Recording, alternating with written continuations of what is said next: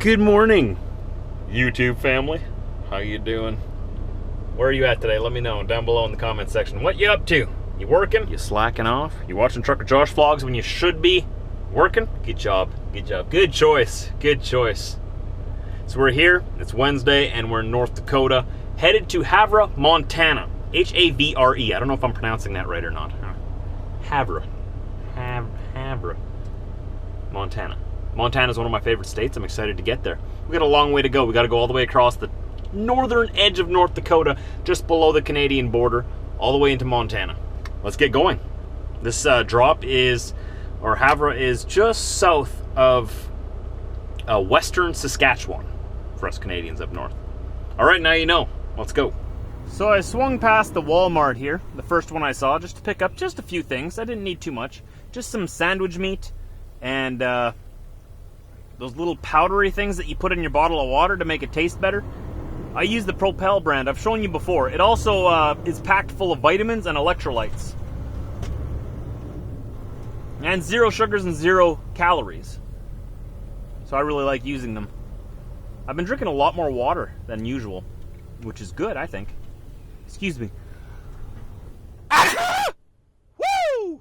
So we'll see how far we'll get today. Well, obviously we'll probably get right to our customer, very close to it. We still have like 800 kilometers to go yet, which is 500 miles. But we are stocked up on food and drinks.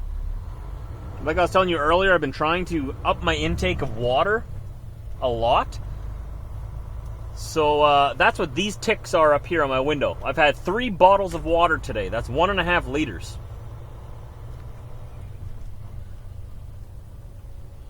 3 bottles, a bottle is 500 milliliters, or it's 12 fluid ounces for you Americans. So I'm trying to have at least 6 bottles every day. That would equal 3 liters every day. So far, I've been able to take in a lot more than that, which is good. Alright everybody, now it's rush hour. Trucker Josh wants to leave Walmart. Everybody get on the road. What is this, the Truman Show? Really? Sometimes I think that, you know? Sometimes I think I'm like Mr. Truman. So every time I try to get on the road, it's been dead all day. All of a sudden, like, everybody wants to go everywhere at once, you know?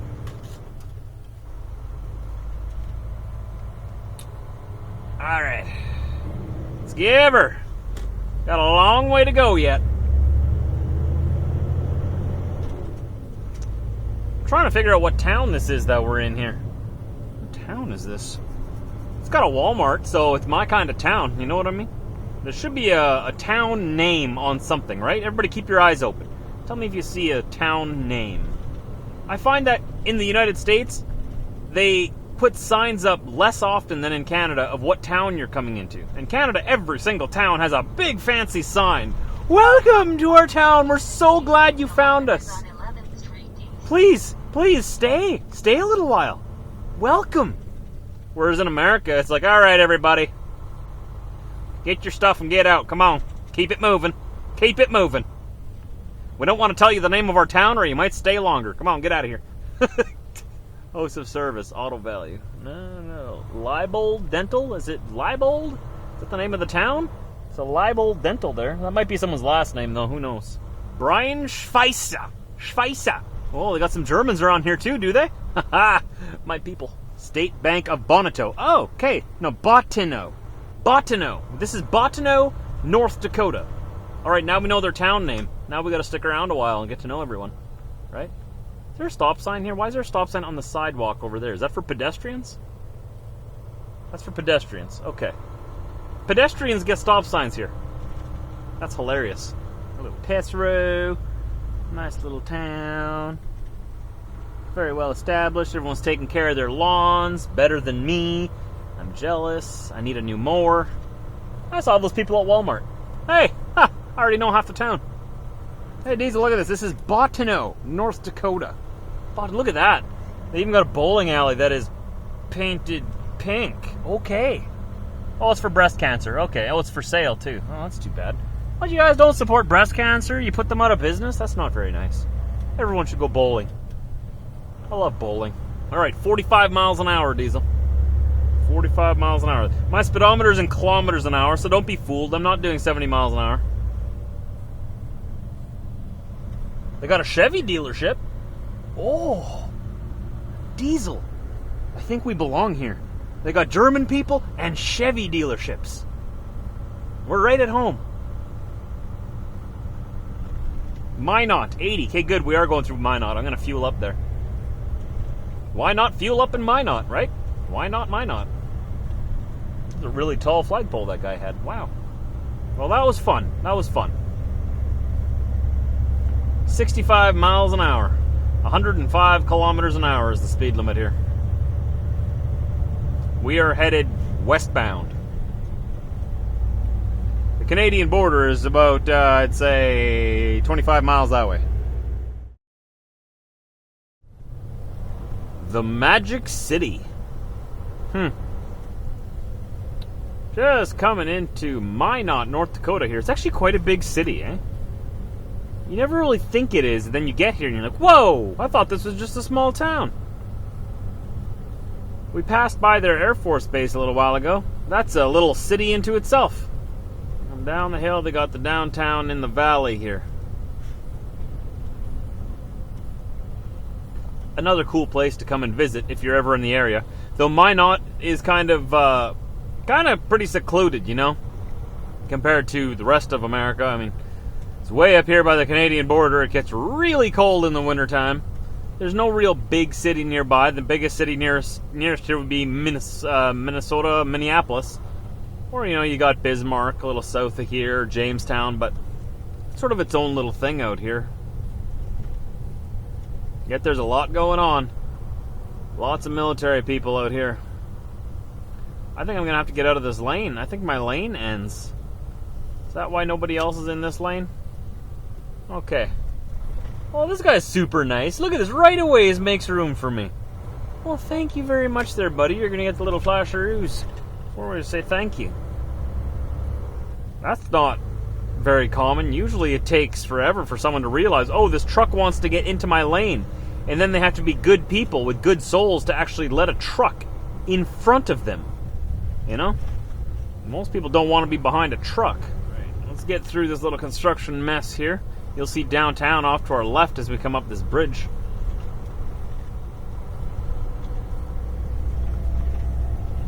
This is going to be pretty nice once it's all done, I'm sure. Got all this mess, all this construction.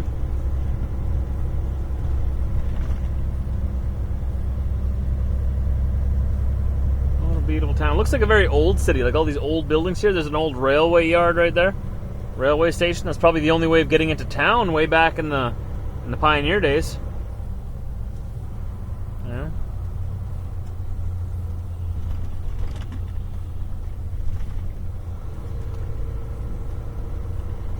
Well, they got all kinds of stuff going on here.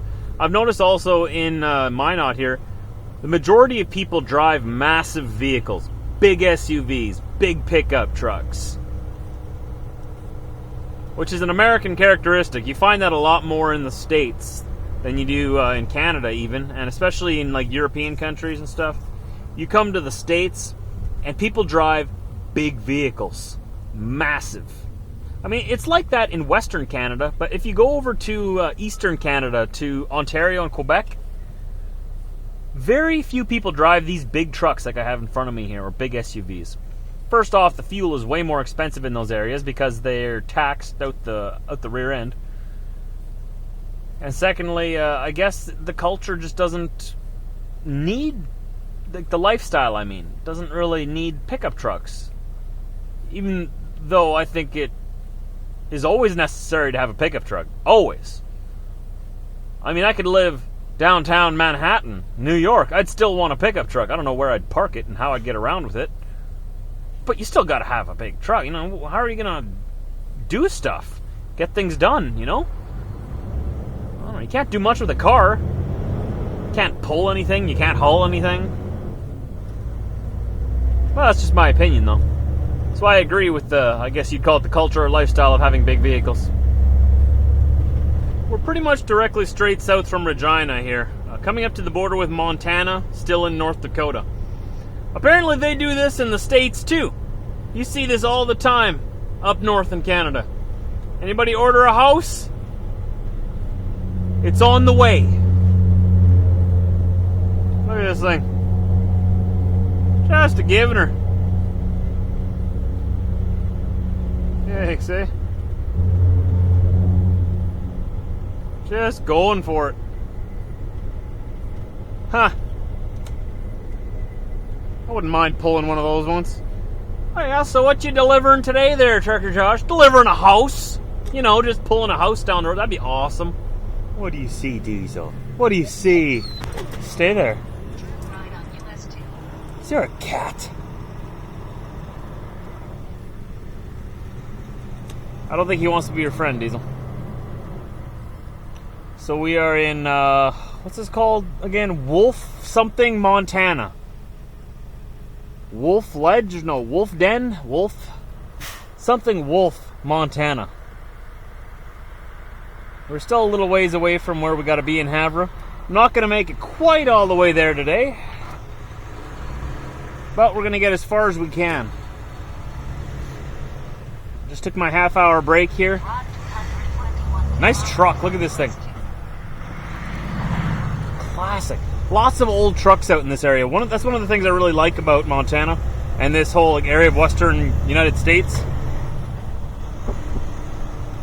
Lots of old trucks. Diesel, you got a mosquito on your face. Come here. I got it. Don't let him bite you like that, man. You bite him back. This is a nice little town here.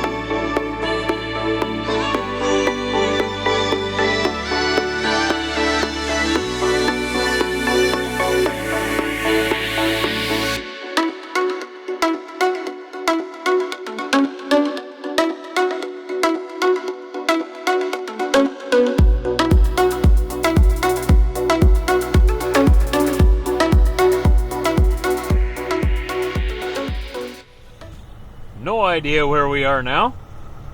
Another small town. It's amazing how many small towns there are. You know, they say that America used to be made of small towns, or it is still made of small towns. These big, massive mega cities like Chicago, New York, and all that. Out east, sure, maybe they've been around for a very long time, but out west here, it used to be just like small towns dotted across the landscape, which gave the entire nation a small town feel, you know? Small town culture.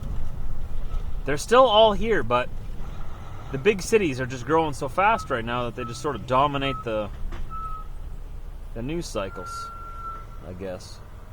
Canada's the same way, just on a smaller scale.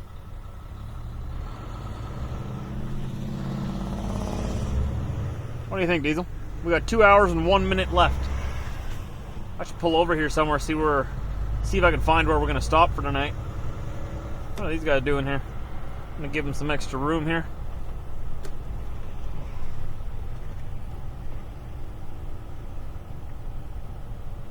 Ooh, they stink. Whew! Yep. I'm tired. How about you, Weasel? You tired? Yeah? I'm tired. Oh boy, I need a haircut, don't I? Whew! Check this out.